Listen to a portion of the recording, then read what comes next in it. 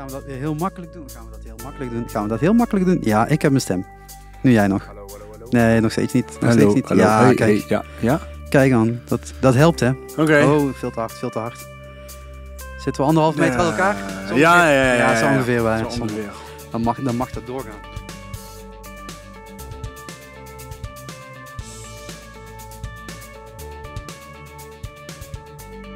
Je hebt alles bij de hand? Ik heb niet veel nodig. Nee, ik ook niet volgens mij. Ja, ik heb water, Koffie heb ik. opnameapparatuur, alles staat op stil. Mooi. Yes. Heb je de komende 3 uur tijd? Komende 3 uur. Ja, nou moet ik net halen. Ja, jij zei Joe Rogan. Joe Rogan. Ja, vet. Die heeft inderdaad altijd zo mega lange gesprekken. Ja, nou ja, de langste Shark Talk is ook volgens mij 3,5, 4 uur geworden. Oh. Uiteindelijk. Nou, dat gaan we nu niet doen. Maar we zitten wel in een hele mooie ruimte. Ja. Dus iedereen die wilt meekijken, switch over naar YouTube zou ik zeggen. Of Facebook, want daar zetten we gewoon deze video natuurlijk gewoon neer. Cool. Dan kun je een beetje meekijken waar we nu zitten. We gaan nog net geen tour geven, toch? Nee.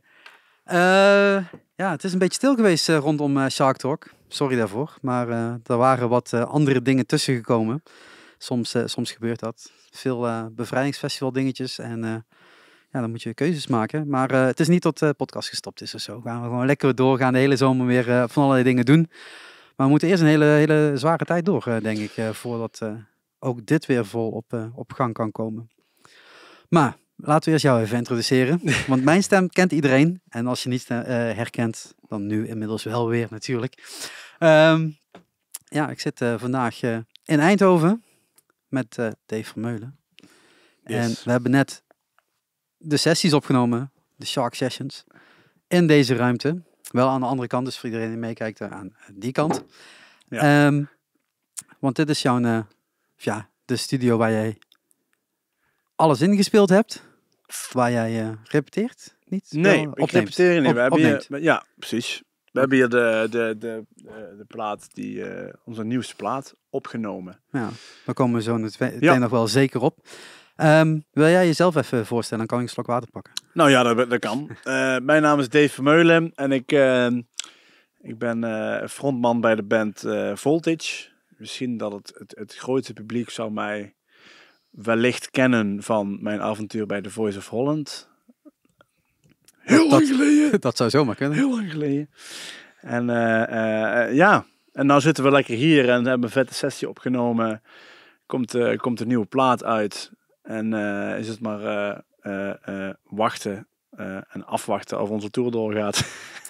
Ja, ik weet niet als je het daar dadelijk ook over wilt hebben, want ja, we hebben zoveel te bespreken. Ja. Eigenlijk, we kunnen alle kanten opgaan. Ja. En ja, jij begon al met Joe Rogan, dus volgens mij kunnen we die kant ook nog eens een keer op. Dus genoeg praat. En daar gaat natuurlijk Shark Talk ook over, om gewoon kennis te delen. En zeker als het gaat ook over de muziekindustrie of dingen die ik leuk vind, want ja, het is natuurlijk wel gewoon één grote ego-trip, die podcast altijd. Zo simpel is het.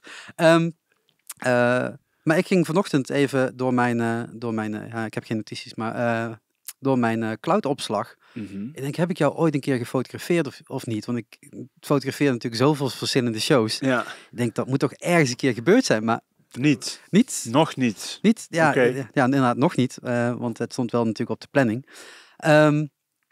Maar nou, niet onder je eigen naam en niet onder Voltage name. Oké. Dus dat verbaast me, want ik denk, jij bent zoveel op tour geweest en je hebt zoveel gedaan. Dat moet toch ergens een keer voorbij zijn gekomen. Ja. Maar ja, wij zijn eigenlijk een beetje in contact gekomen door de show die je binnenkort wel of niet hebt in Poppodium Volt. En ja, ik denk, dan gaan we gewoon een podcast doen. Dan gaan we een sessie opnemen, toch? Waarom niet? Dat kan allemaal. Ja. En dat is eigenlijk ter ere van de nieuwe plaat die er aan zit te komen. Maar bij de meeste Shark Talks ga ik altijd eerst een stapje terug. En dat deed je net zelf ook al. Oké. Hè, de meeste mensen kennen je vanaf The Voice eigenlijk. Ja. Terwijl je al veel eerder bezig bent met deze band ook. Ja. Heel zakelijk, was dat een hele bewuste keuze dan om aan The Voice mee te doen? Om de band in de shine te zetten? Zoals bijvoorbeeld ooit een keer Intwine heeft gedaan natuurlijk. Mhm. Of was het ook gewoon eens kijken hoe ver ik solo kan schoppen? Nou, de Voice, of tegenwoordig kun je ook met je band en zo meedoen, maar dat was in het jaar dat ik meedeed niet aan de orde. Dus je moest als soort van solo-artiest meedoen. En ik vond het eigenlijk wel tijd dat Nederland iets hoorde dan het gebruikelijke voice, de gebruikelijke voice kandidaat of zo, weet je wel. De standaard popnummertjes. Ja, ik had stiekem toen ik naar de tv keek en ik was het jaar daarvoor aan het kijken en ik keek naar de finale en ik dacht echt, ja, maar waar diegene dan nou doet, dat kan ik ook. Weet je wel? Ik dacht, weet je wel, het is echt niet zo moeilijk wat jij daar loopt te doen. Dacht ik. En toen hadden ze nog een weddenschap en die had ik verloren. En toen dacht ik, nou, ik roep eigenlijk al jaren van, ik wil een keer mee gaan doen en ik wil een keer mijn stempel ergens opdrukken, weet je wel. Had ik die weddenschap ook nog verloren. En toen dacht ik, weet je wel, muziek is echt mijn alles, weet je wel. Laat ik gewoon meedoen. Kijk hoe ver ik kom. Wel mijn eigen ding blijven doen. Want ik speel ook een beetje de muziek die ik dus in het programma speelde. Speelde ik ook met de band. En natuurlijk eigen werk. Maar het zat wel een beetje in datzelfde straatje. Maar mijn keuze was wel vanaf het begin van... ik ben al de frontman van Voltage. Destijds ook al. Ik wil mijn stempel drukken als inderdaad solo-artiest in The Voice. Alleen wel bij mijn band blijven. Maar gewoon puur om die muziek in de aandacht te krijgen. Ja, iets breder publiek. Ja, en dus ja, dat is zeer goed gelukt. Gegaan, ja. Ik moest het gewoon opzoeken hoor. Ik bedoel, ik kijk echt al heel lang geen Voice meer. Nee. Maar je was tweede geworden. Ja. Dus dat betekent dat je het ook heel goed onder de aandacht hebt kunnen brengen. Hè, als je het hele traject mag meelopen. Ja. Is dat niet dan vanuit de Voice dan nog gestuurd? Zo van, je moet misschien iets anders doen. Probeer je ze daar nog in te kneden? Of is het dan... Jouw eigen wil is wet. Ik ben wel sterk inderdaad in mijn eigen wil of zo. Aan de andere kant ga je natuurlijk meedoen aan een televisieprogramma. En ik had 0 ervaring met televisie. Het is echt wel een ander iets. Ook weer goed om een keer op te doen. Ja, zeker. Ja. Maar op een gegeven moment... Tuurlijk proberen ze een beetje te sturen van... Hey Dave, zou je niet dit willen doen? Want het is iets bekender en iets... Maar ik was altijd wel heel recht door zee voor mezelf. Ook van, waar voel ik mijn eigen goed bij? En daar moet ik wel aangeven. Mm-hmm. Dus dat heb ik gedaan. Maar uiteindelijk bleek het gewoon met waar ik mee auditie deed, was Call Me The Breeze. Dus echt bij zo'n beetje heel mainstream Nederland echt een super onbekend nummer. Ja. Call Me The Breeze er gaat echt geen belletje rinkelen bij mij niet. Nee, maar Call Me The Breeze echt bij een soort van de rootsy muziekliefhebber gewoon van de jaren 70 en zo. Als je dan Call Me The Breeze en J.J. Cale, Lynyrd Skynyrd en zo opnoemt, ja, dat mensen gaan daar warm voor lopen. Maar dus bij een voice publiek echt zo, hoe de hel is J.J. Cale en waar is Call Me The Breeze? Maar het was natuurlijk een beetje de gitaar en zo. Ik had natuurlijk elektrische gitaar en dat was ook allemaal al nieuw. En dat was helemaal, dat werd er nooit gedaan en zo. Dus ik was een soort van een beetje een rare bij. Ik was zo, waar komt die gast met zijn gitaar doen? Weet je wel, maar het is eigenlijk toch wel heel vet. Ja. En dan laten we met dat nummer waar die echt power zet, ook met zijn stem, laten we dat doen. Dan gaan we gewoon kijken hoe dat uitpakt. En uiteindelijk was dat een soort van succesformule of zo. Ja. Want heel Nederland reageerde daar. Iedereen dacht... Wow. Ja, dan krijg je eens een keer wat anders voorgeschoteld. Dit is iets nieuws. Ja. En dat is natuurlijk, dat was eigenlijk mijn bedoeling. Zo van, hey jongens, dit is er ook, weet je wel. Laat het niet uitsterven, die muziek of zo. Mm-hmm. En elke ronde dat ik verder ging, ik zong ook eigenlijk nooit in de camera. Weet je wel, dat is ook heel tv-achtig. Ja. Zo van, als er een mooie zin is die het publiek kan raken die thuis zit. Ja. Pak even die camera mee, weet je wel. Ik wou gewoon een liedje spelen. En de mensen die daar in de zaal zaten. En dat vond ik vet, want die mensen hingen uit zijn dak. En natuurlijk dacht ik wel aan de mensen die thuis zaten. Maar ik dacht meer van... Ja, maar als zij mij gewoon fijn zien optreden, dat is toch ook een bepaald entertainment. Mm-hmm. Dat is toch ook een fijne... Weet je wel, daar kijken mensen toch ook graag naar. Niet per se of ik zo aan het meekijken ben met een camera. En al die dingen was ik eigenlijk heel raar binnen The Voice. Omdat iedereen dat eigenlijk wel deed. En er werd ook eigenlijk wel gevraagd. Mm-hmm. Maar elke ronde dat ik verder kwam... Ja, het programma merkte ook van... wat die gast doet, werkt op de een of andere manier. Dus toen lieten ze dat sturen. Dat was eigenlijk al vrij snel zo van... Oké, we moeten natuurlijk wel een beetje opletten. Hè? Tuurlijk, hij blijft een tv-format. Ja, dat moet blijven kloppen. Ja, maar wat hij doet, werkt. Dus laat hem maar gewoon zijn ding doen, weet je wel. Dus, want hoe lang zong en speelde je gitaar al voor die tijd? Want je deed 5 jaar van tevoren al volgens mij Voltage. Maar hoeveel eerder? Ja, maak jij al muziek? ik ben gitaar gaan spelen vanaf mijn 11e. En ik heb Voltage opgericht toen ik 17 was, denk ik. Dus 5 jaar weer voor The Voice ongeveer had ik Voltage al opgericht. En ben ik toevallig zanger daar geworden. Toevallig, klinkt als, je speelt liever gitaar? Nee, nou ja, destijds misschien wel. Okay. Je groeit een bepaalde rol. Ja, omdat we waren gewoon op zoek naar een zanger voor de band. En we hadden Elvis-imitators en alles kwam voorbij, weet je wel, echt. Maar wat totaal dan niet paste bij ons, wat wij graag wouden doen. Nou, het gingen er een paar mensen rookpauze. En ik was zo frustrerend, weet je. En ik was thuis wel mee aan het spelen met de muziek en dan zong ik wel mee. Maar het was nog niet dat ik een bepaalde stem had waarvan je dacht, wow. Ik pakte de microfoon en die rookpauze van hem, want ik rook niet. Ik was samen met de drummer, ik gitaar spelen, hij drummen, ik zingen, weet je wel. En toen kwamen die andere twee terug van, wie was dat, weet je wel? Ik zeg, ja, was ik.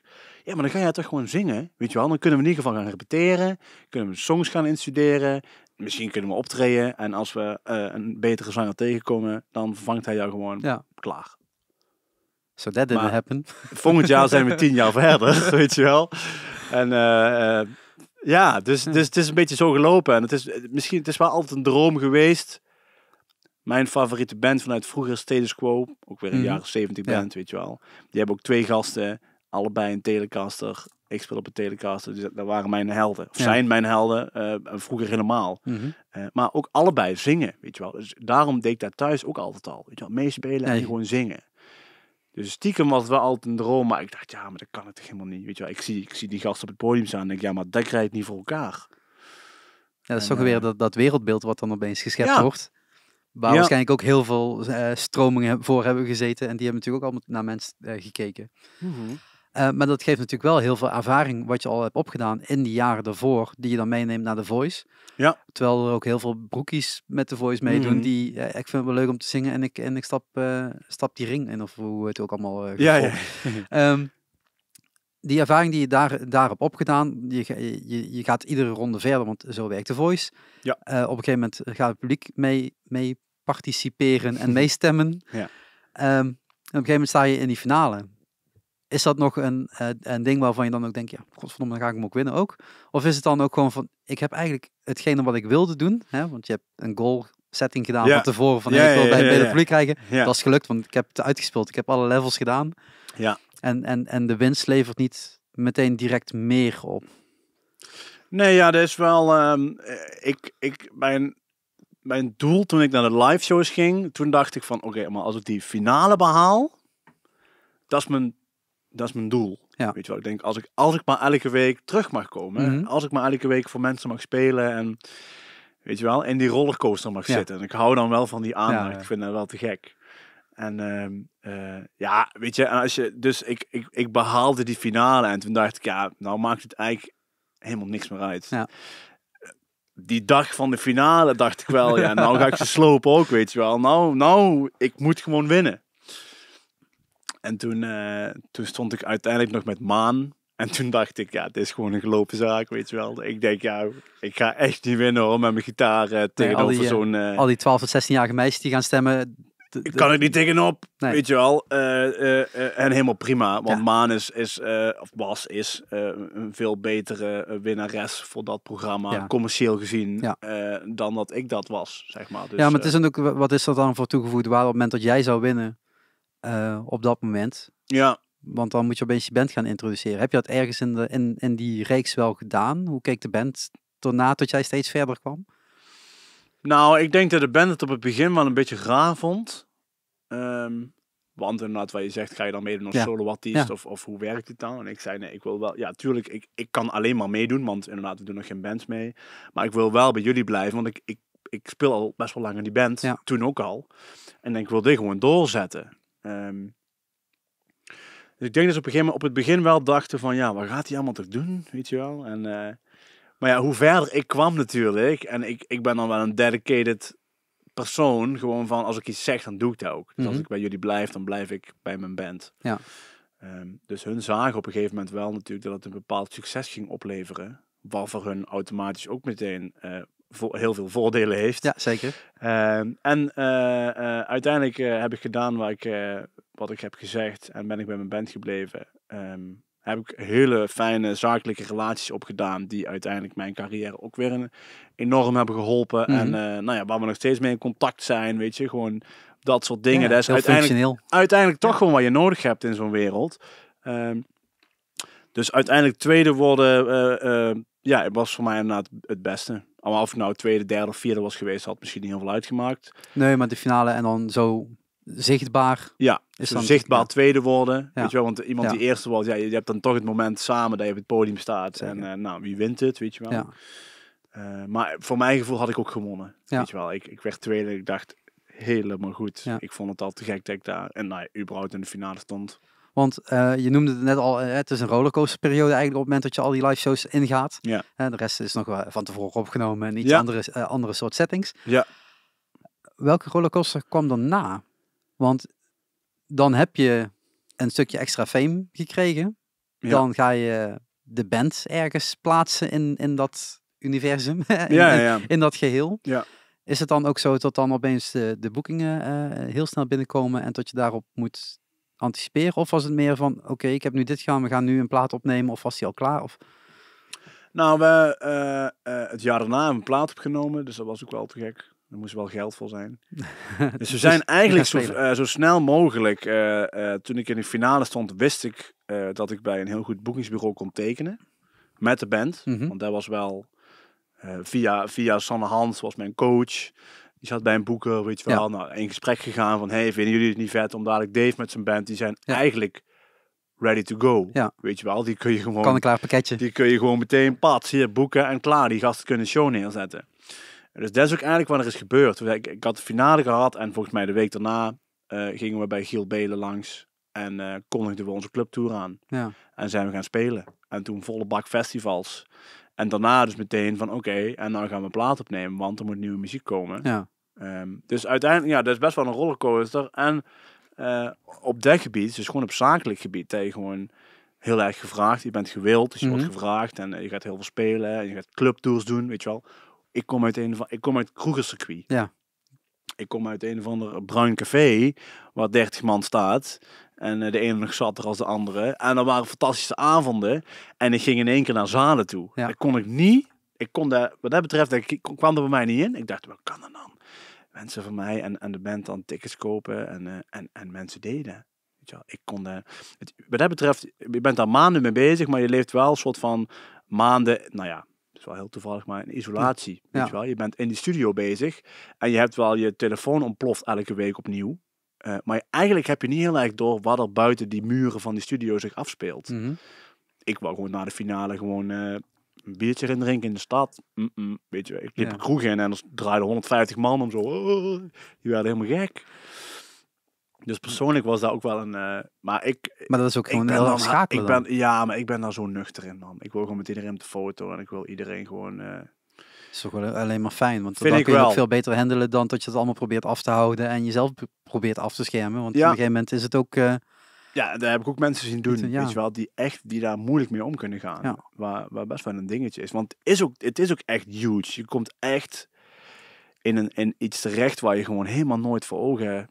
Of waar je nooit over na hebt kunnen denken over hoe dat is of zo. Het is echt wel een gekkenhuis of zo. Dus je moet daar wel kunnen plaatsen. Dus ja, waren best wel wat veranderingen. En voor mij heel positief. En ik ben dan echt wel die nuchtere helmonder of zo. Die dat allemaal wel cool vindt. En natuurlijk moeten er de zakelijke dingen gefixt worden. Nou, dan ga ik met de juiste mensen samenwerken. En dan gaan we het gewoon doen. Weet je wel. Muziek is en blijft altijd mijn passie. Dus dat wij zoveel konden spelen met de band. Ik was zo super gelukkig. Niet normaal. En dat is dan een heerlijke zomer- en najaar doortrekken. Ja. Het tweede spelen. En ondertussen ook al nieuwe nummers schrijven. Want op een gegeven moment moet je dan de studio induiken. Dus dat is natuurlijk wel heel veel dingen die opeens samenkomen. Waarbij je voorheen misschien wat meer tijd had tussen bepaalde stappen. Ja. Dat was voor jou ook de eerste keer dat je dat op die manier moest aanvliegen dan, neem ik aan. Ja. Is er dan ook enige begeleiding nog vanuit partijen. En kijk, een boekingskantoor help je natuurlijk ook gewoon graag. Management help je natuurlijk graag. Maar vanuit The Voice die dan bijvoorbeeld daar ook nog wel een rol in speelt? Of is het ook echt zo'n bij de finale is geweest en wij focussen Ja, ik ons denk volledig als je zeg maar gewonnen had, dan is dat heel anders. Weet je Ja. wel? Want dan ga je natuurlijk met partijen samenwerken waar hun ook een soort van aandeel in hebben. Ja, Ehm, het is niet voor niks dat er bepaalde artiesten in die stoel zitten en dat soort geintjes. Dat is ja, allemaal ja. heel duidelijk uitgebalanceerd. Ja, nou ja, goed, weet je. En ik denk dat het ook wel nodig is als je zoiets wint. Want dan ga je het nog veel commercieel gezien, zeg maar, veel drukker krijgen met radio, tv, noem het allemaal op. En daar moet je denk ik echt wel in begeleid worden. Ja, ze hebben natuurlijk ook heel veel van die testen al gehad destijds met Idols en al die andere soorten zangcontesten. En The Voice is eigenlijk de beste die erover is gebleven. Ja. Met de beste format. En, ja, als dan ook En nog... terecht toch? Want dat is echt, wat dat betreft is dat echt wel Ja, mooi, ik keek het in het begin wel. Ook Nederlandse, maar ik was meer gecharmeerd van de Australische en de Amerikaanse. Die lagen op een gegeven moment ook voor. Toch denk Nederland had voor moeten liggen, want daar kwam het concept volgens mij deels vandaan. Maar dan zie je ook, in Nederland heb je natuurlijk een bepaalde pool van artiesten waar je uit kan vissen. Het is niet voor niks dat ze nu opeens bandjes toelaten, of bands toelaten. Want ja, op een gegeven moment ben je klaar met dat vissen. En in Amerika is die pool gewoon zoveel groter. Die is nog veel groter. En die show is niet groter. Er blijven nog steeds dezelfde soort conceptlijnen liggen. Ja. Dus ja, er zaten gewoon wat meer jaren achter elkaar waarvan ik dacht van oké, dit is interessant om te volgen. Snap ik. Maar ik volg het nu helemaal niet meer. Gewoon op geen enkel vlak. Ik bedoel, ik krijg wel op andere manieren de artiesten in de radar, zeg maar, van mij. Ja. Je zegt dan ga je eigenlijk een half jaar, 3 jaar toeren. Dan ga je een plaat opnemen en dan begint het hele riedeltje weer opnieuw. Beginnen weer opnieuw. Ja.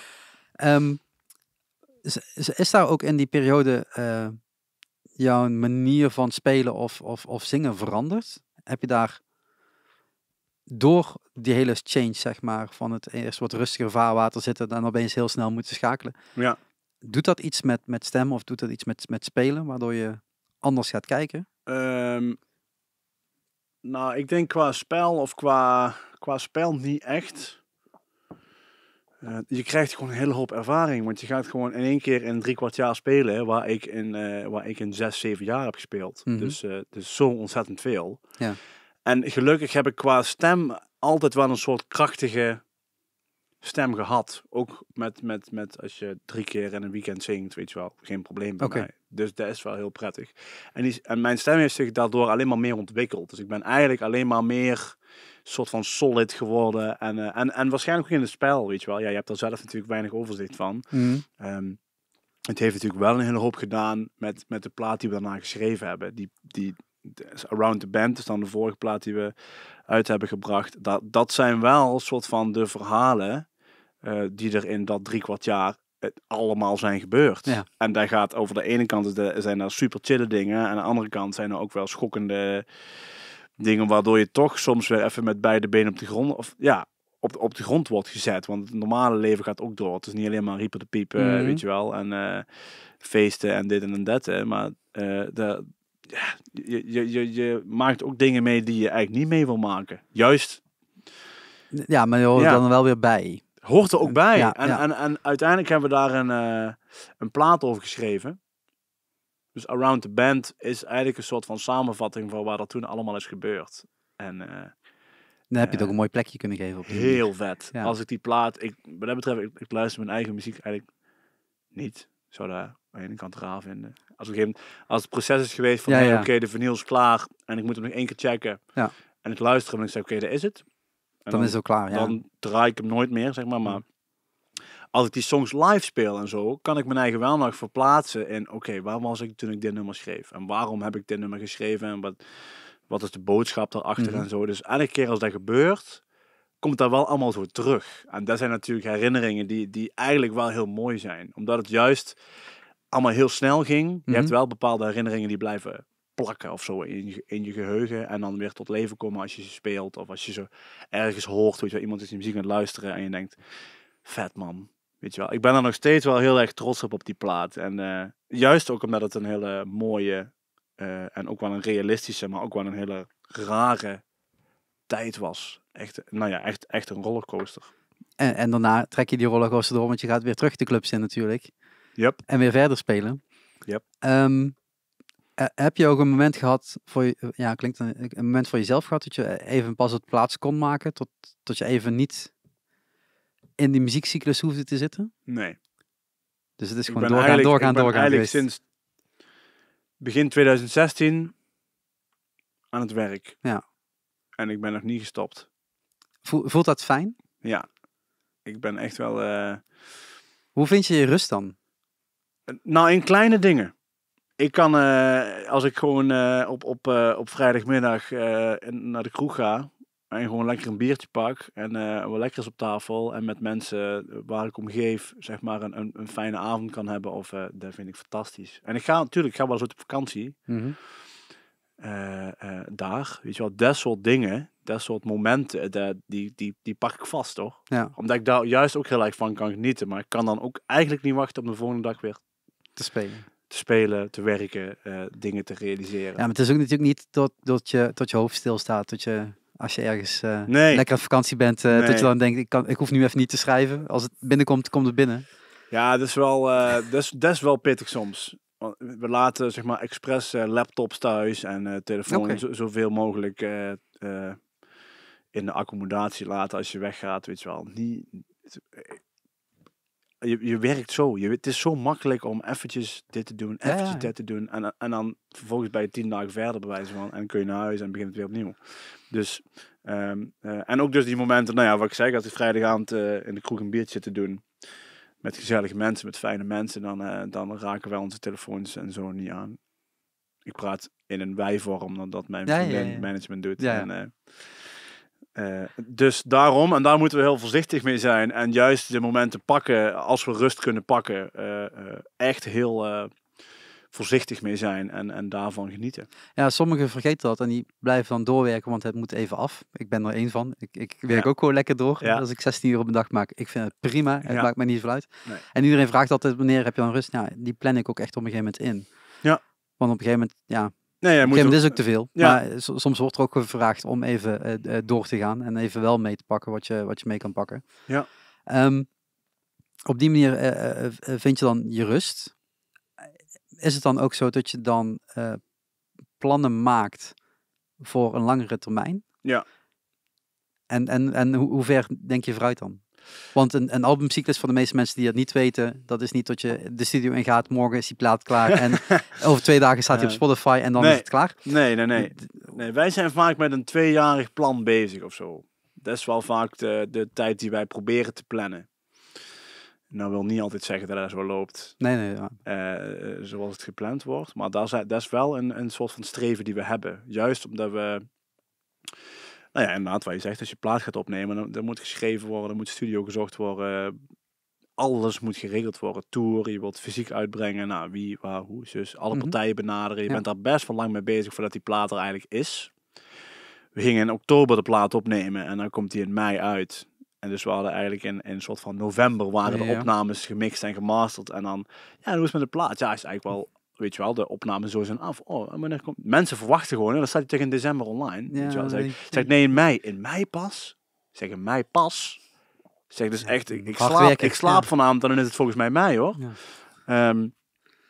Ja. Dus we proberen echt 2 jaar, oké, wat gaan we dan doen? We gaan een clubtour doen, we gaan festivals doen, we gaan misschien een ronde 2 clubtour doen. Oké, wat gaan we daarna doen? We hebben een Tom Petty tribute gedaan, super vet. Gaan we dan een rondje daar doen, weet je wel, hoe lang dan? Gaan we een festivalseizoen aan vastplakken? En je bent weer 1,5 jaar verder. Ja. Dus 2 jaar is wel een soort van is wel de planning die we proberen te maken. Dus dat betekent in de tijdlijn dat je net zei, klaar met de Voice, rondje clubs doen, plaat maken, plaat uitbrengen en dan weer 1,5 jaar eraan vastplakken, zeg maar. Beetje die koers. Ja. Tot je aan het eind van die rit dus bezig bent gegaan met waar je nu eigenlijk staat. Ja, dat klopt. Ja, want we hebben, heb je gelijk in. We hadden tweede clubtour van de vorige plaat gehad en toen kwam het idee om Tom Petty tribute te doen. Ja, want volgens mij hebben jullie in Grensweg gestaan. Ja. Zeg goed, hè? Ja, dat ik daar niet bij ben geweest. Dat is ook heel vreemd. Even podia's waar ik werk. Dus ja. Maar hoe lang hebben jullie daarmee? Nou, dus ook 2 keer. Weet je wel. Okay. We hebben zeg maar, moet ik even denken, begin vorig jaar, begin 2019. Dus we hadden 2 clubtours met het vorige album gehad, festival ertussen. En toen dacht ik van, ik wil een Tom Petty tribute gaan doen. Dat hebben we toen eerste keer 4 maanden gedaan. Begin 2019. Eind 2019 nog een rondje. Festivals tussenin. Mhm. Nog een rondje Tom Petty. Hadden we de plaat dus alweer opgenomen, weet je wel. Dus we waren eigenlijk begin vorig jaar met deze plaat bezig. Ja. Dus begin 2019 zo van, oké, we gaan aan het einde van het jaar gaan een plaat opnemen. Dat moet geschreven worden. En in de tussentijd gaan we nog wat spelen. En in de tussentijd zijn we met 2 Tom Petty tours bezig. En gaan we festivals pakken. En aan het einde van het jaar de plaat opnemen. En hoe kom je dan bij Tom Petty uit? Want dus het valt tussen 2 platen in. Je wilt iets anders doen, want anders ben je weer dezelfde nummers aan spelen die je al 2 keer hebt gespeeld. Ja. Maar is dat een band gezamenlijk iets? Of is dat gewoon jij met de vuist op tafel en zegt, dit wil ik doen? In dit geval was ik wel degene die met dat idee kwam. Oké. En waar ik koste wat kost. Heel graag wou doen, weet je wel. En ik heb die jongens net zo hard nodig dan dat ze mij nodig hebben. Ja, dus het is echt... Het is een band. Ja, het is een band. Ja. Dus nee, ik had het idee, want ik vind Tom Petty en Heartbreakers vind ik geweldig. Die man inspireert mij enorm. Met zijn manier van werken, zijn manier van songwriten. Zijn mindset ook gewoon om door dingen te doen waar hij heel gelukkig van wordt en niet meteen in het mainstream te denken. Heeft hem uiteindelijk ook met een lange weg gebracht waar hij uiteindelijk was. Waar misschien commercieel gezien een langere weg is. Mhm. Maar als hij voelde zijn eigen daar goed bij om juist die andere weg te bewandelen waar hij happy van werd om die bepaalde muziek uit te brengen en te maken. Dat heeft mij altijd geïnspireerd. Altijd. En op een gegeven moment was dan het moment. Ik kon nooit een goed moment bedenken. Juist omdat ik was met de Voice, bezig, ik was met die plaat bezig. We hadden 2 clubtours. En jammer, op een gegeven moment overleed hij.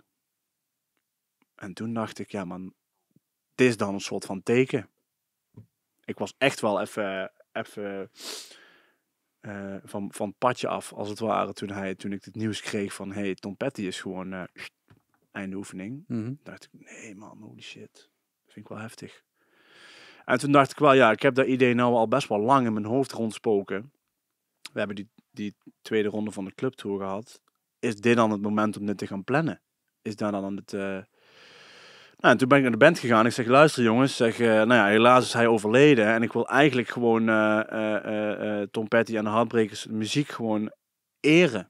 Ik wil hem niet zijn. Weet je, ik ga niet in een pakje die hij altijd aan had. Ik wil niet hem zijn. Ik wil gewoon de mensen die zijn muziek net zo gaaf vinden als dat ik zijn muziek vind. Naar een club kunnen komen en denken van wow. Weet je wel, dit is nou vet. Gewoon zijn muziek, dat mensen toch weer even ook... zij kennen die liedjes ook op zijn of haar eigen manier. Iedereen heeft een bepaalde feeling bij een bepaalde song. En als ik dat kan overbrengen tijdens zo'n avond, en mensen een fantastische avond hebben en zijn muziek luidkeels kunnen meeschreeuwen en gewoon even een fantastische avond hebben met muziek van Tom Petty en Heartbreakers, dan wel gespeeld door ons, maar dan eer ik zijn muziek met de band zo goed en mooi mogelijk en hoop ik daar een soort van weet je, iets in te kunnen doen. En het was er ook nog niet echt. Er was geen Tom Petty tribute. Er was geen, terwijl die man heeft zoveel hits. Terwijl als je zegt Tom Petty, denk je, ja, dat vooral. is Tom Petty. Totdat je dus die liedjes gaat luisteren en dan denk je, ik heb heel veel mensen gesproken. Dat is altijd fijn. We gaan al met de band gewoon naast de show. We hebben merchandise bij. Gaan bij de merchandise, gaan een biertje drinken met iedereen. Ga je met iedereen staan te kletsen. Dat vind ik superleuk. Waarom ben je gekomen? Ja, nou, ik vond jullie te gek. Of Tom Petty en Heartbreakers. Volg ik al 40 jaar. En ik ben nou toch wel eens benieuwd hoe dat dan gespeeld wordt. En mensen die ons dan bijvoorbeeld te gek vinden. En die zeggen van ik kon in eerste instantie Tom Petty. Ik denk ik ken I Won't Back Down ken ik misschien. En Free Fallen. Echt de hits, die kennen ze dan van hem. Maar ik denk, toch gewoon kijken wat ik vanavond ga horen. En dan zeggen ze ook, vervolgens sta ik 3/4 van de avond alles keihard mee te zingen, weet je wel. Maar hij heeft zoveel nummers waarbij je als je ze hoort, en je denkt, dat is ook van hem. Dat is ook van hem, en dat is van hem, en dat is van hem.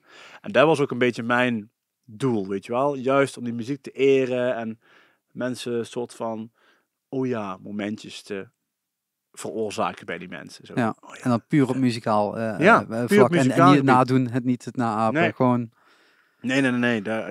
Ja, is niet mijn manier van een tribute Nee. neerzetten. Dat is natuurlijk wel op veel tribute bands manier, weet je wel. Om dan ook alles puntjes van de i, zeg Ja. maar. soms is het ook heel leuk. Soms is het ook zeker. Ja. Maar niet, dat was wel één ding waar ik meteen dacht. Ik wil puur de muziek eren.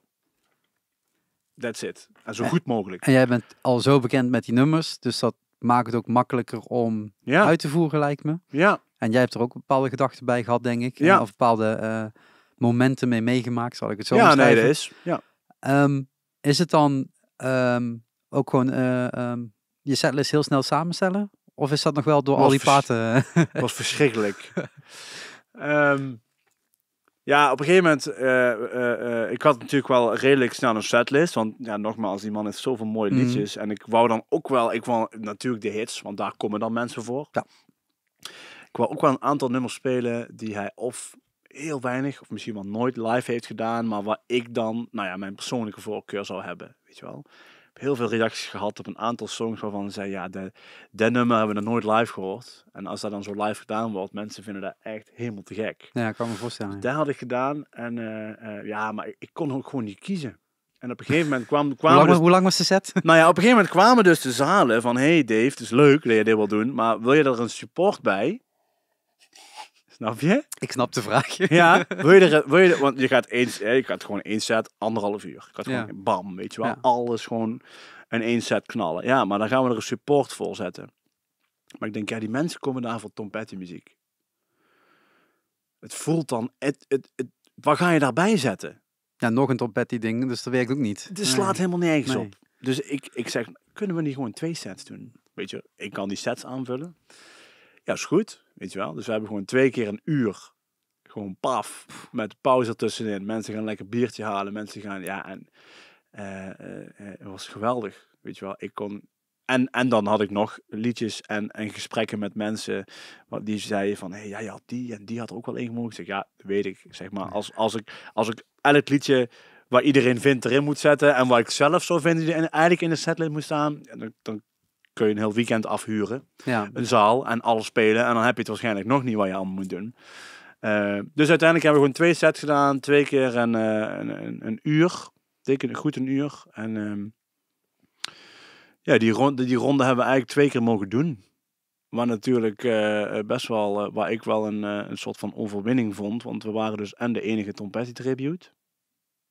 Ja, zoek maar eens een partij die daar wil boeken. En waar mensen dan enthousiast van worden. En dus dat we uiteindelijk zoveel shows hebben kunnen doen met echt een fantastische band. En met mensen die komen kijken. En dat was wel vet.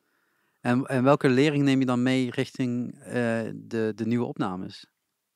Want... Nou, dat is wel grappig. Want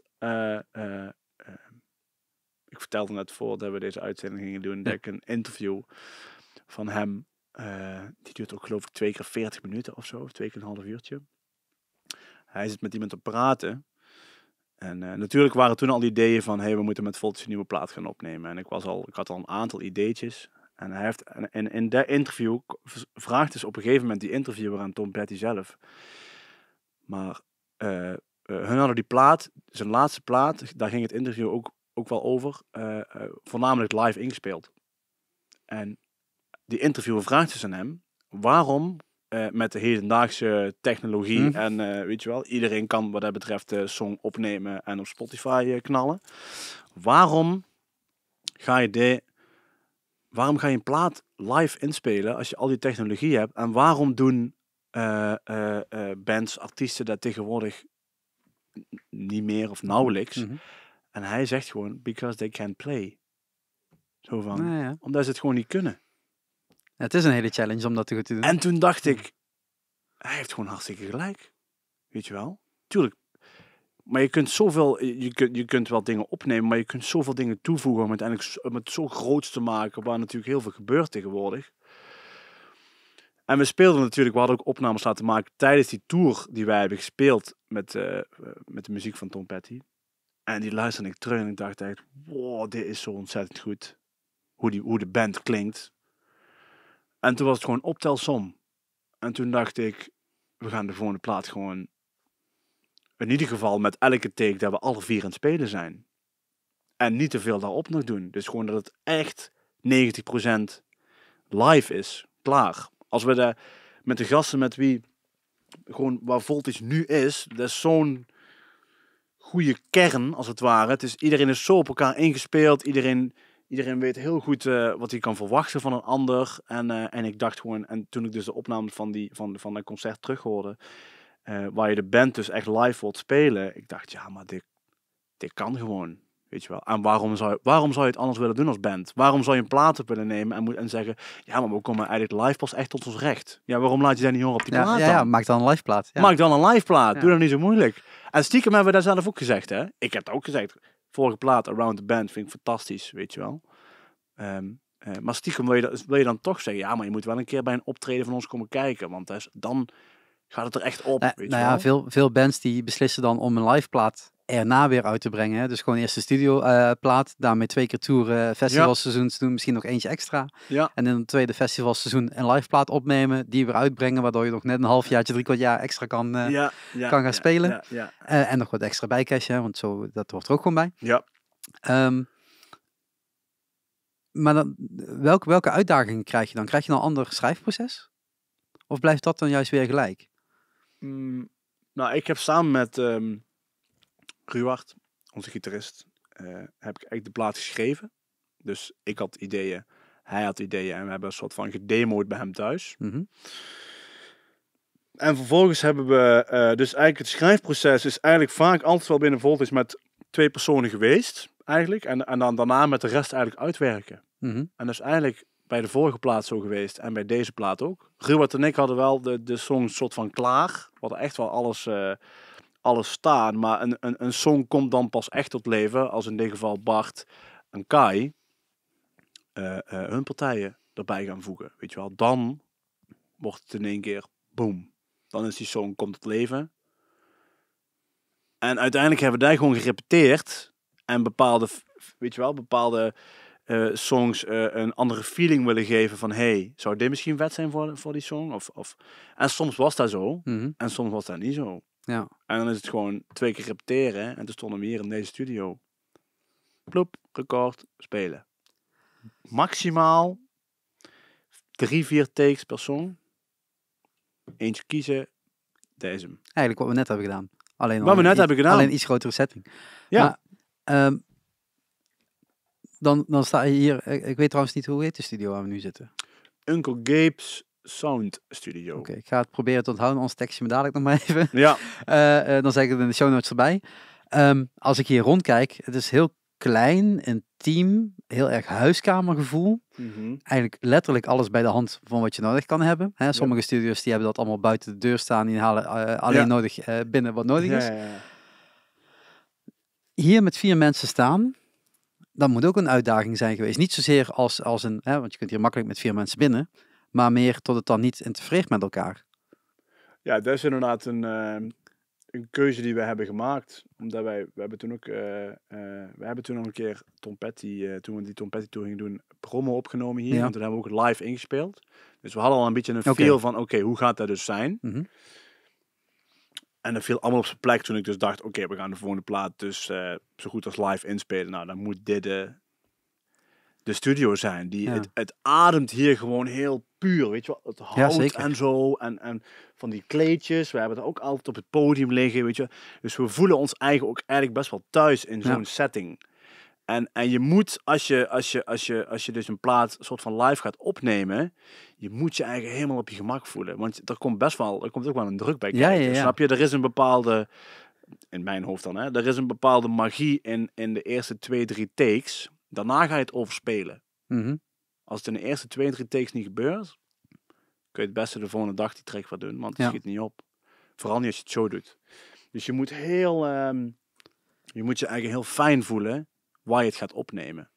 Dus, en dat was hier, omdat we daar al een beetje ervaring in hadden, dat we hier al eerder gespeeld hadden.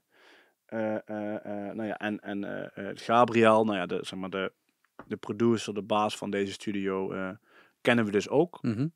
Wist hoe hij met die live feel moest omgaan. Dus het was ook weer een optelsommetje van oké, daar gaan we het gewoon doen. Want het is eigenlijk heel logisch. We voelen ons eigenlijk er allemaal fijn bij. En ik denk gewoon dat we dat gewoon kunnen. Ja. Het moet gewoon. Nou, het enige wat ik in mijn hoofd heb is Guus Meeuwis NW8. Ja. Die hebben natuurlijk ook live opgenomen. Alleen dan in Londen bij Abbey Road Studios. Ja. En die setting, zeg maar, dat is dan wat mij dan bijblijft. Het moest allemaal heel erg uit elkaar staan. Ja. Maar toch allemaal zichtbaar naar elkaar toe. Dus overal stonden schermpjes tussen. Om alle geluid Ja, wat ja, eventueel met elkaar zou kunnen interfereren weg te halen. Ja. Is dat ook wat jullie hebben dan moeten doen? Ja, we hadden in het studio ook hier een soort van schotten staan. Waar dan de studio, waar dan de versterkers natuurlijk, ja, anders gaat het elkaar inderdaad allemaal overstemmen. Mijn versterker stond niet buiten de deur met een microfoon erbij. Weet je wel, je moet wel zo te werk, want anders ga je alles inderdaad over elke microfoon horen. Ja. Maar ja, weet je, daar hadden we ook Gabriel voor ingeschakeld. Van luister, ik ben hier toen langs gegaan met Ruwaard en gezegd van, hey, we hebben deze songs, demo's laten horen. En dan willen we live gaan opnemen. Vertel maar hoe. Maakt me niet uit hoe, maar dat gaat gebeuren. En ik hoop dat jij, zeg maar, ons daarin kunt begeleiden van oké, dan moet ik dat zo en zo gaan doen. Weet je, ik ben dan ook geen geluidstechnicus of ik ben dan ook niet degene die dat moet fixen of zo. Ik wil gewoon graag dat dat zo gebeurt. En dan hoop ik gewoon iemand zegt van, oh, nou, ik weet wel hoe. Ja. En inderdaad, versterkers buiten de deur of met schotten afschermen. Ja. En dus we hebben het gemanaged en uiteindelijk, ja, je hoort die plaat is ook gewoon het voelt heel live. Het is gewoon alsof je hier zit en dat wij hier staan te spelen. Ja.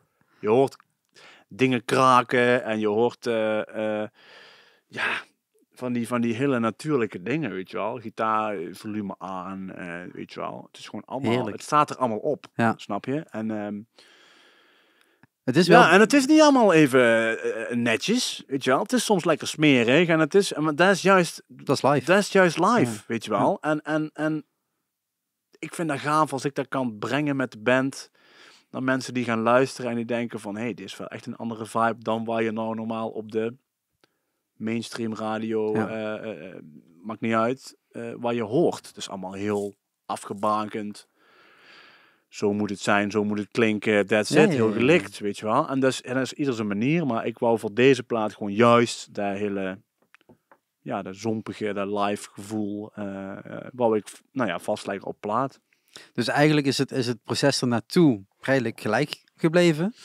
Alleen in goed overleg, hoe kunnen we het dan opnemen, is dan de grootste uitdaging voor de recordings geweest. Ja. De stap die daarna komt, het naar buiten brengen, is dat dan...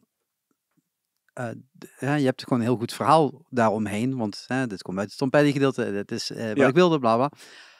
Dat snap ik, dat ga je dan ook vertellen. Maar is dat dan ook anders? Moet je dan ook op een andere manier of bij andere mensen aan gaan kloppen dan tot je voorheen hebt gedaan? Mensen die op een andere manier kunnen kijk, 4 jaar geleden podcasts in Nederland waren er bijna niet. Sorry, een aantal grote natuurlijk wel, maar de kleintjes niet. Is dat dan ook anders vermarkten? Is dat dan ook anders aankloppen bij boekers? Van, hey jongens, we hebben een live plaat. Niet een live plaat van iets wat we al hadden, maar een nieuwe. En dat hebben we dan live op. Is dat te veel uitleggen? Nee, want we hebben uiteindelijk met de Tom Petty Tour een andere boeker uitgekozen. Oké. Die daar heel veel potentie in zag. En onze destijdse boeker minder. Ja, die wilde gewoon een band... Ja, klaar. En nou ja, next. goed. Ja, dat is ook goed, iedereen mag daar ook zijn mening zeker in hebben en zeggen van, nou, dat zien wij niet gebeuren. Nou, toen heb ik gezegd van, ja, maar ik wil dat gaat gebeuren. Dus dan ga ik op zoek naar iemand anders.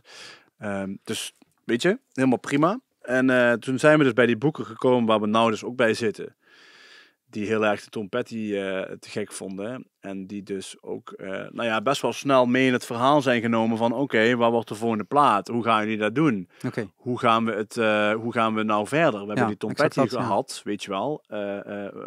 En nu, weet je wel, je gaat nou met nieuw werk komen. Dus we zijn daar best wel direct in contact mee geweest. Dat is wel heel fijn, ja. Ja, en het proces gewoon met hun blijven delen, weet je wel. Ja. En verder hebben we eigenlijk alles in eigen hand. Want we doen de bookings, doet dan een partij voor ons JBM Events. Mhm. Die boeken onze shows. En die hebben dus eigenlijk aan de voet gevolgd van oké, waar zijn die mee bezig en hoe klinkt het? We hebben daar lekker met z'n allen die plaats te luisteren op kantoor. Dus hun weten hoe het klinkt, wat het verhaal erachter is, hoe ze het moeten verkopen. Mhm. En ja, nogmaals, en natuurlijk, ja, er komt een bepaald promotionele stuk bij. Maar daar hebben we eigenlijk gewoon dezelfde gast die we altijd inschakelen. Die naar de radio gaat, die Ja, voor ons plugt, die alle recensies en reviews doet. Daar werken we ook al jaren samen mee. Dus we hebben best wel een soort compact, mooi, klein clubje. Dat vinden we ook heel belangrijk, Mhm. snap je? Met mensen samenwerken die geloven in wat wij doen. Ja. Ehm, Ja, dat wordt vaak overschat, of onderschat, zo moet ik zeggen, niet overschat. Onderschat dat soms lijkt het gewoon heel erg producten wegzetten. En dan zit er geen gevoel bij. Is gewoon een bandje moet van plek A naar plek B komen en succes ermee. Ja. Terwijl het natuurlijk eigenlijk veel liever een hecht team is dat er ook voor wilt gaan. En die niet schuw is om Nee. 's avonds laat nog eens even een telefoontje te moeten doen om de volgende stap te kunnen bereiken. Ja. En dat geldt natuurlijk ook voor de band. De band moet nog 10 keer zo hard rennen dan management en anderen om hen heen. Want als het daar al niet begint, dan gaat de rest natuurlijk ook zeker niet dat voor je doen. Nee, je moet een bepaald commitment hebben van... Of ik moet een bepaald commitment hebben van de jongens en de jongens ook van mij. Ja. Zo werkt het gewoon. En vervolgens met de partijen waarmee wij samenwerken... onze manager, mijn vriendin, loopt de benen onder zijn kont vandaan nog. Maar dat is gewoon best wel heel erg gelooft in mij en in de jongens. En ziet dat iedereen gewoon wil. Ja. En dat is er al jaren. En dat is aanstekelijk. Ja, dat werkt, ja. En dus wij moeten ook een boeker hebben die ook de benen onder zijn kont vandaan loopt. Als wij met een nieuwe plaat komen waar ontzettend veel en geld en energie en alles in zit. Ik heb geen zin dat iemand op zijn luie stoel gaat zitten en zeggen van ja, als de optreedt binnenkomen, komen ze binnen. Nee. Actief. Erachteraan, weet je wel. Anders ga ik dit niet doen. Als ik alles geef, verwacht ik dat iemand anders ook alles geeft. Om juist een fijne samenwerking te hebben en samen te bouwen. En dat team hebben we om ons heen. We hebben al jaren dezelfde backliner, chauffeur. Al jaren dezelfde geluidsman. Weet je, wat dat betreft hebben we zo'n fijn, eigenlijk compact team dus opgebouwd. Ja, familie.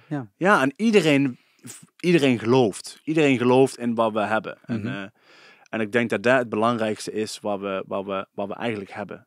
Snap je? Als je naar de radio gaat, dan moet iemand daar echt met een vertrouwd gevoel en een bepaalde motivatie dat kunnen verkopen aan of er nou een radio-dj is of iemand die een blad schrijft, die reviews schrijft of een interviewer, maakt niet uit. Je moet geloven van wat die man zegt. En als hij daar inderdaad aan de lopende band werk staat te doen en zonder gevoel, dan komt daar niks uit, weet je wel. Nou ja, we hopen natuurlijk altijd binnen de muziekindustrie dat iedereen zo is. Nou weten we gewoon dat dat niet altijd het geval is. Nee. Maar iedereen die dat wel zo doet, is zeer positief natuurlijk. Alleen maar heel fijn. Daardoor zijn jullie natuurlijk nu Radio 2, hoe noemen ze het? Ego-tip van de week. Ego-tip van de week, ja. Een beetje moet een naampje hebben. Dat is al een hele fijne stap. Zeker in de opbouw richting de plaat die op 1 mei uitkomt. Ja. De single heette Wild and Blue, zegt het goed? Wild and Blue. Ja, Wild and Blue. Ja. Dus die kun je, ligt eraan een beetje hoe snel ik deze podcast online zet. Ik denk vanavond nog deze week nog horen op Radio 2. Ja. Klopt. En dan is eigenlijk nog een kleine 1,5 maand, iets minder, 5 weken tot die plaat er moet zijn. Mm-hmm. Dus jullie zitten nu vol in de afwachting van cd's moeten binnenkomen, vinyl moet binnenkomen. De plaatjes moeten juist op de juiste plek terechtkomen. En socials moeten worden aangepast. Ja. Dat soort dingen. Ja. Maar er staat ook een tour op de planning. Yep. Wat ik helemaal in het begin al zei. Zo zijn wij ook in contact gekomen met elkaar. Ik mocht in Poppodium Volt die tour promoten. Maar alles ligt op zijn gat. Yep. Maar echt alles. De hele muziekindustrie, zowel de festivals als de clubs, als de kleine evenementen. Ja. Wat doet dat voor jou als muzikant zijnde? Want jij hebt gewoon eigenlijk alles gedaan wat je moest doen. Ja. Het is nu echt bij anderen, zeg maar. Ja, en zelfs niet bij zaal, bij promotors, bij boekers. Het ligt gewoon op hogere hand. Ja. Weet je, het is overmacht. Wij werken al maanden keihard om die plaat op 1 mei uit te krijgen. En om alles daaromheen geregeld te hebben. Ja.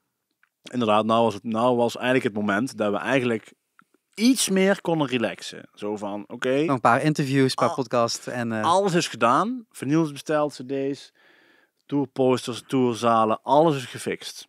Maar dan heb je gewoon last van overmacht. Dus wij hebben alles gedaan.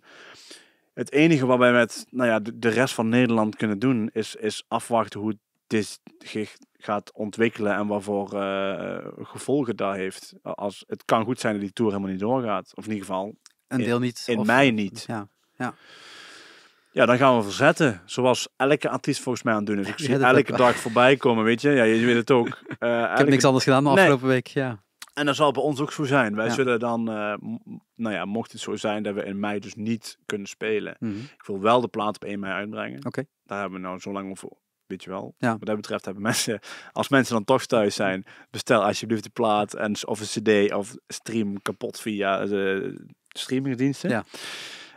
Maar ja, weet je, tuurlijk, het is ontzettend vervelend en we krijgen echt wel een klap, maar iedereen krijgt een klap. Ja, letterlijk iedereen in dit geval. Het is niet één branche dat er... Nee, het is niet alleen de muziekindustrie, weet je. Het is iedereen is hier de dupe van. Dus ik... Kun je loslaten? Moeilijk. Ik ben dan toch wel een soort van controle. Ik heb graag touwtje in handen of zo, weet je wel. Maar je kan in deze situatie niet. Nou, ik zag vandaag Alicia Keys posten dat haar album wordt uitgesteld. Ja. Toen ik denk, juist zo'n... weet je, muziek moet juist nu de ether ingeslingerd worden, want hier kunnen mensen houvast aan hebben, weet je. Ja, ik geloof daar ook van. Ja. Ik geloof daar ook in. Als je muziek uitbreidt, ik heb het laatst nog online gezet van, ik hoop dat muziek in deze periode gewoon nog meer verbindt. Ja. Dan dat het eigenlijk voorheen al deed. Ja. Je kunt zoveel daar uithalen. Je had het net over Wild and Blue. Mm-hmm. Ik denk niet dat het toeval is dat de ego-tip van de week deze week is. Als je naar die tekst luistert, weet je wel. Het is een soort van... Wild and Blue gaat meer over een soort onbekende wereld waarin je je eigen weg moet vinden. En soms aan dingen terugdenkt hoe het normaal was. Mm-hmm. Ja, meer passend wordt. Of je nou iemand hebt waar je die niet meer in je leven is. Of je bent niet meer samen met iemand. Of je gaat echt een of andere reis maken. Weet je wel, waar je geen idee hebt waar je in terecht komt na zo'n beslissing. Of na zo'n gevolg van iets. Ja. Daar gaat Wild and Blue over, weet je wel. Over die plek waar je dan naartoe gaat. Waar je denkt van ik moet hier toch mijn weg in zien te vinden. En dan Wild and Blue dan nou bij Rob Stenders. Want hij vindt het nummer te gek. Ja, weet je, meer kan ik niet vragen. Dat vind ik zo vet. We hebben wel zoiets sessies op de radio mogen doen. Maar dat we dan ego-tips zijn. Elke dag even gedraaid worden. Super veel positieve, fijne reacties krijgen. Ja. Maar het is gewoon... Het is geen toeval dat die song dan is. Nee, het moet net dat komt ook allemaal samen. Zo werkt het. Het is echt... het is een beetje... Ik vind het bijzonder. Ja. Bijzonder mooi dat we dan die ego-tips zijn. En dat dan Wild and Blue is dan zo eigenlijk bizar. Dat dan die song is. Ja, en wat ik natuurlijk nu veel zie voorbij komen. En jij waarschijnlijk ook wel op de socials van artiesten. Die zijn nu aan het zoeken. Van hoe gaan we dan de muziek naar buiten brengen. Hè? Want Spotify is natuurlijk één deel. En het gewoon online zetten. Ja. Maar... shows, de Wolf heeft in de muziekgieterij in Maastricht een show gespeeld zonder publiek. Ja. Freddie Mercury heeft een release show. Ik denk dat het de Kafka was, maar ik kan het mis hebben in Antwerpen gespeeld. Ja, daar stonden gewoon 2 mensen regie te doen, 2 cameramensen volgens mij en de band. Ja. En die hebben dat gelivestreamd. Ik zie veel artiesten op Instagram zitten van zeg maar wat je wilt, ook speel. Ik ga spelen, want ik wil spelen. En... ja, dat is toch een muzikantenhart. Ja. Een muzikant wil gewoon spelen. Wij gaan volgende week vrijdag gaan we, want Radio 2 gaat dus ook een soort online festival organiseren. Oké. Van 6 tot 12 s'avonds uit mijn hoofd.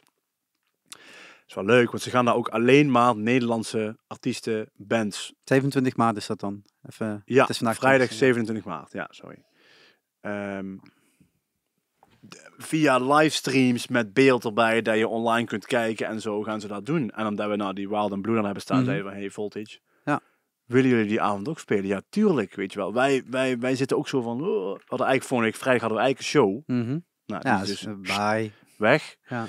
Super vervelend. Maar ja, als we dan toch, en dan als je dan een platform als Radio 2 hebt, is het natuurlijk helemaal geweldig. Maar als je gewoon wil spelen, volgende week zondag 29e dus, gaan we ook gewoon gaan we in een andere studio ook gewoon een livestream doen. Waar mensen gewoon kunnen kijken Ja. op onze eigen, op Facebook, weet je wel. Gewoon spelen en mensen zitten toch thuis. Laat mensen dan genieten van wat je doet. Ja.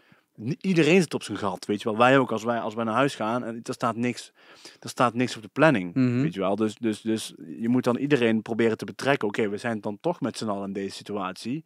Laten we dan iets moois van proberen te maken. Ja. In ieder geval, weet je wel, als muziek... Binnen de dan toch kaders daar die kan. Hè? Ja. We proberen ook natuurlijk het RIVM te volgen. Tuurlijk. En wat de minister-president zegt en Ja. alle adviezen daarin te volgen waar kan. Ja.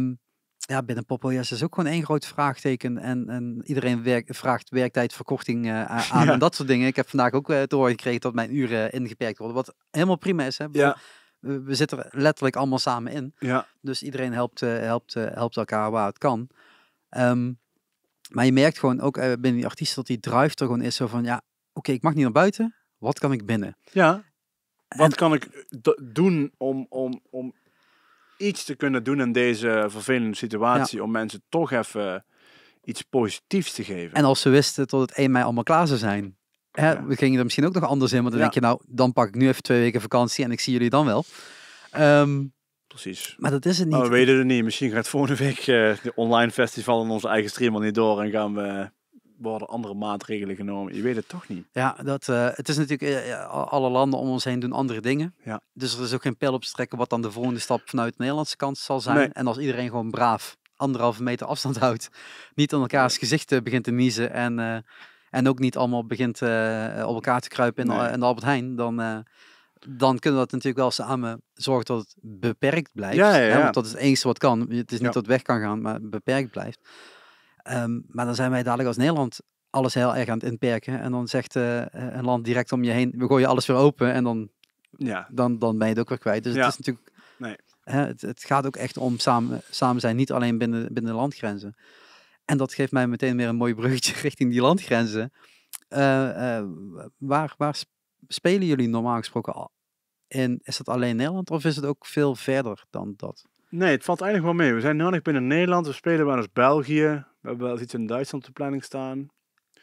We hebben wel toevallig een interessepeil gedaan. En gek genoeg staat er een optie in Italië. Nu niet, maar...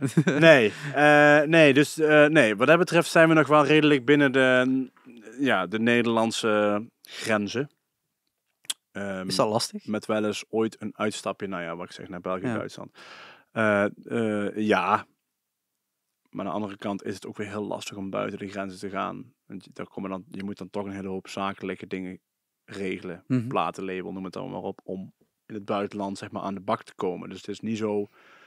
Ja, de grootste Nederlandse artiesten is het tot nu toe ook niet gelukt. Nee. Als we het hebben over de Anouks en Kanes van deze wereld. Die hebben het vaak genoeg geprobeerd om ergens anders aan de bak te komen. Ja, het is echt niet zomaar van ik doe even een belletje en dan spelen we een tour. En weet je wel, daar zit echt wel heel veel denkwerk en planwerk in vooraf. Ja. Maar jullie muziek zou dat wel heel goed trekken eigenlijk. Ja. Want het is... niet ingewikkeld. Het is dus heel toegankelijk voor een breder publiek. Niet voor een breed publiek, maar een breder publiek. Ja.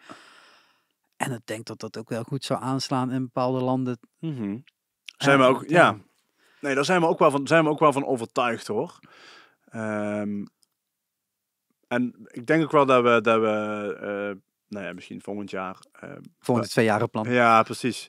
Dat we daar ook wel meer focus op gaan leggen hoor. Want we hebben echt wel lijntjes uitstaan met Engeland en Duitsland en zo. Om daar echt wel voet aan de grond te krijgen, zeg maar. Maar momenteel doen we nog vooral Nederland. Ja, dat is toch wel het... Maar weer mijn zakelijke kant, hè? Want ik zit natuurlijk ook deels in het managementgedeelte. Is dat leefbaar? Of moet je er echt heel veel dingen langs doen? Nou, weet je, dat is op zich... krijg je weer eigenlijk het ding van... Je moet mensen hebben die in jou geloven en die jou kunnen verkopen. Tuurlijk is het keihard werken, vooral in Nederland. Nederland is wat dat betreft natuurlijk best wel een mainstream commercieel land. Zeker. De radio draait niet anders op en op festivals werken coverbands en snap je? Dus nee, is echt heel hard werken om als rockband aan de bak te komen. Maar daarom, ja, nogmaals, werken we wel met een boeker samen die daar echt alles aan doet om zoveel mogelijk op de bühne te hebben. Mhm. En daar gaan gewoon hele andere dingen lopen als je naar het buitenland wil. Dan moet je weer, dan moet je echt je volle focus kunnen leggen. Wil je daar stappen kunnen maken. En dan laat je het andere, dan moet je bij wijze van Nederland weer even een stukje loslaten. Omdat je daar de focus neer moet leggen. En, Dan moet je daar ook zijn bijna op regelmatige basis. Om ook die interviews te kunnen doen, om radio te kunnen doen. Precies. En daar is tot nu toe gewoon die focus nog niet naartoe gegaan. Ja. Het is echt nog vooral even Nederland aanpakken en gewoon keihard werken en ons in de picture krijgen. En laten zien van, hey jongens, jullie hebben ook gewoon echt hele... Er zijn gewoon, nou ja, je hebt het over de Wolf, nou die zijn dan wel. Zeker. Weet je wel, natuurlijk Europa en zo. Je hebt zoveel vette bands. Het heeft ook even geduurd hoor. Bij de Tuurlijk, Wolf. ja, maar zeker. bij hun is het ook gewoon keihard werken. En de Wolf is dan misschien wel een van de bands die dan nou op dat gebied, zeg maar, steeds hoger naar die top gaat. Van, My Baby nog, ja. Ja, precies. Ja. Nou ja, die bands, weet je, dat is gewoon echt te gek. Maar ja, ik vind dat er eigenlijk gewoon een soort van normale gang van zaken moet zijn. Dat Nederland ook gewoon heel erg trots op zijn eigen bands kan en mag zijn. Is dat voldoende volgens jou? Want er is natuurlijk afgelopen week een oproep gedaan naar de radiostations. Van stop gewoon met de buitenlandse bands te draaien. En draai alleen nog maar Nederlandse bands. Want dan kan er in ieder geval vanuit die kant nog een beetje inkomsten binnenkomen. En zo steunen we. En laten we ook uit mensen die nu thuis zitten aan de radio gekluisterd. Laten horen wat er eigenlijk allemaal vanuit eigen bodem is. Ja, maar dat is toch te gek? Ja. Dat vind ik echt een geweldig idee. Dat ik echt denk, ja... Het totaal idee vond ik helemaal top. Alleen ik las alleen een bericht dat Kink iets wilde doen. En toen dacht ik, volgens mij is dat een deuk in de pakje boter wat je aan het doen bent. Het vroeg met hoeveel Kink luisteraars er natuurlijk zijn. Dat zijn er nog niet zoveel. Die zijn nog steeds groeiende. Ja. Dus het feit dat nu iedereen hierachter staat, dat maakt het wel heel anders. Ja. Want dan kun je daar ook veel meer draagvlakken voor krijgen. En het is zeker zinvol om op die manier... niet op te lossen, maar in ieder geval een steeds bij te dragen. Ja, zeker. Om er aandacht aan te geven, dat er een heel goed initiatief is. Ja. En ook waar we gewoon als bands of als artiesten nodig hebben. Juist dat soort initiatieven is wel... het is fijn om die erkenning als het ware te krijgen. Ja. Juist omdat die bands wel vaak heel hard werken en inderdaad niet per se dan die erkenning krijgen wat ze misschien wel verdienen. Ja, er zal niet snel World Tour boven een tourposter van Nederlandse band staan. Nee. Dat is natuurlijk wel super tof als het wel lukt. Hè. Zo zijn er natuurlijk nog heel veel andere. Ik heb mijn jacket net niet aan, maar dat is een van de bands die natuurlijk wereldtournees speelt. En gewoon van eigen bodem is. Maar ook die worden nooit gedraaid op de radio. Want waarom zou iemand Epica draaien? Maar ja, dat is natuurlijk wel hoe het op dit moment is. Laat het positief houden. In mei kan er wel getoerd worden. Oud werk, nieuw werk. Alles in de mix gooien. Mooie setlist al klaar? Of is dat nog in de maak? Nee, we hebben de setlist wel klaar. We hebben, natuurlijk gaan we... Het is een album release tour. Dus volgens mij komt elke track van de nieuwe plaat wel voorbij. Oké. Vind ik juist heel te gek. Juist omdat we die plaat zo hebben opgenomen. Dan kun je het dus ook gewoon live. Want het staat er als het ware live op. Weet je, dat is ook zoiets waar eigenlijk helemaal niet vanzelfsprekend is dat artiesten dat kunnen. Nee, veel die soms hebben ze zo, ik neem een track op. Maar dan krijgen we live nooit voor elkaar. Dat is bij deze plaat dus niet. Dat is gewoon ook weer heel relaxed. Gewoon. Je kunt gewoon die tracks gewoon allemaal doen. En natuurlijk, we hebben wat dat betreft alle klassiekers die wij gewoon altijd spelen. Die voor ons dan zeg maar belangrijk zijn. Ja. En voor de fanbase die wij hebben. Tuurlijk spelen we ook tracks die zij willen horen. En waar wij ons eigenlijk gewoon die altijd in onze show zitten. Gaat het dan ook weer 2 keer een uur worden? Of is het nu wel gewoon 90 minuten afgeklokt? Nou is er wel hebben we ook een support bij. Outside Revelation. Ook vette band. Maar die moeten nog met muziek komen, toch?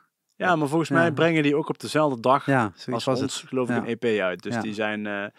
maar die gaan... Weet je wat, die nemen we lekker mee. Daar gaat ook dus...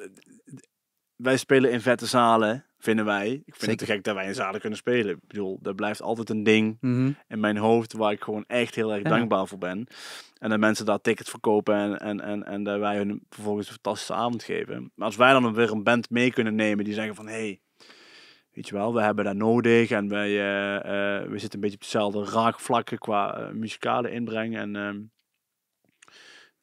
weet je wel, als wij dat te gek vinden, meegaan en jullie spelen gewoon even lekker jullie set en wij komen erna en dan is het toch te gek. Dan heb je een heerlijke avond samen. Ja, zo is het natuurlijk ook. Dus, en dat is natuurlijk ook waar we hopen dat we snel weer terug naar kunnen. Tot die zalen weer vol staan.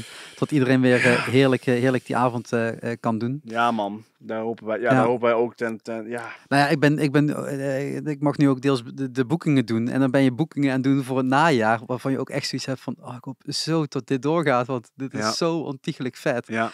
En ja, ik heb nu geen controle op wat er nu gebeurt. Hè. Alle shows van april in alle poppodia's in heel Nederland. Dat zijn er echt een hoop mensen. Ja. Zijn gewoon verplaatst. Maar die gaan dus ook allemaal naar het najaar. Want niemand verplaatst naar mei. Nee. Want ja, één act die zegt van ik doe eind mei, maar ik gok erop. En de rest heeft allemaal gezegd we gaan naar het najaar.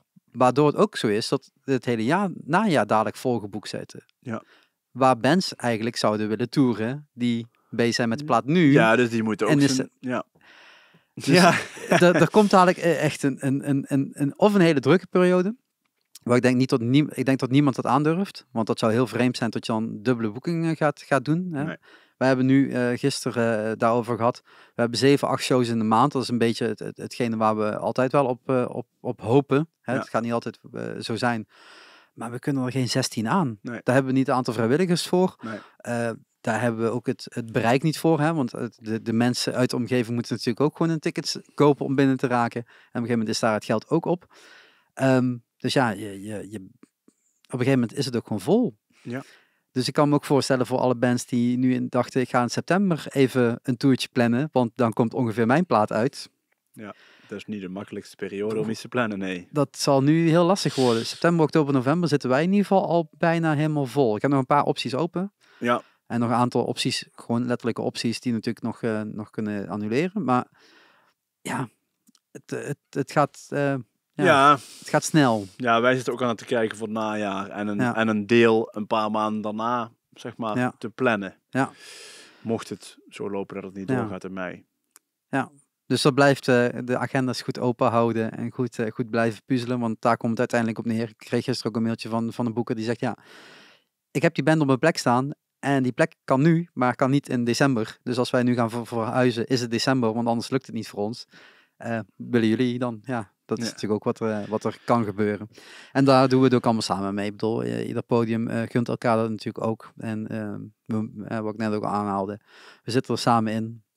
Zowel aan de bandkant als aan de boekerskant. Ja, het heeft natuurlijk ergens dan ook wel weer iets moois.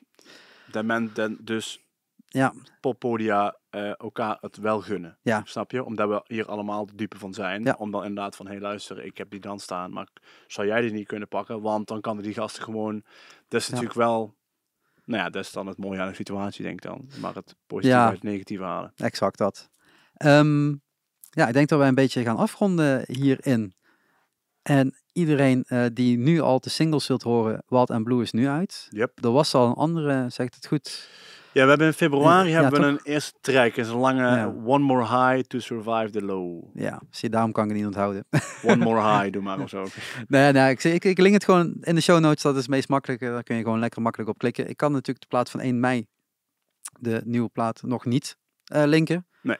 Maar als je gewoon de socials volgt, ik zal ze ook je kunt hem al pre-orderen en zo. Dus je kunt gewoon lekker naar onze Facebook en zo. Of naar onze website. voltage-rocks.com. Dan kun je hem al pre-orderen, cd, vinyl. Ja. En als de postbode nog mag langskomen, heb je hem 1 mei gewoon thuis liggen. En anders komt hij vast wel digitaal. Kan die ook. is sowieso beschikbaar dan. Yep. Ik wil heel erg bedanken. Ook voor de sessieopname. Heel tof om te doen. En prachtige omgeving om te zijn. Ja. Ik hou daarvan. Voor de podcast zelf, ik hoop dat ik gewoon nog een aantal podcasts kan opnemen. Ik had er vanuit het Bevrijdingsfestival ook nog een aantal gepland. Daar is nog maar over twijfel als het allemaal door kan gaan qua opnames. Want dat zijn ook allemaal 1-op-1 gesprekken en iedereen moet zich er wel prettig bij voelen. Ja. Wij zeiden van, we durven dit wel aan. Ja. Dus dat is een beetje schipperen met de podcast om even te kijken van hoe we dat allemaal kunnen doen. Maar iedereen die is natuurlijk altijd welkom om in gesprek te gaan. Ik hou daarvan. Ik kan er altijd veel uit leren. Ja. Dus dankjewel voor je tijd. Cool man, jij bedankt.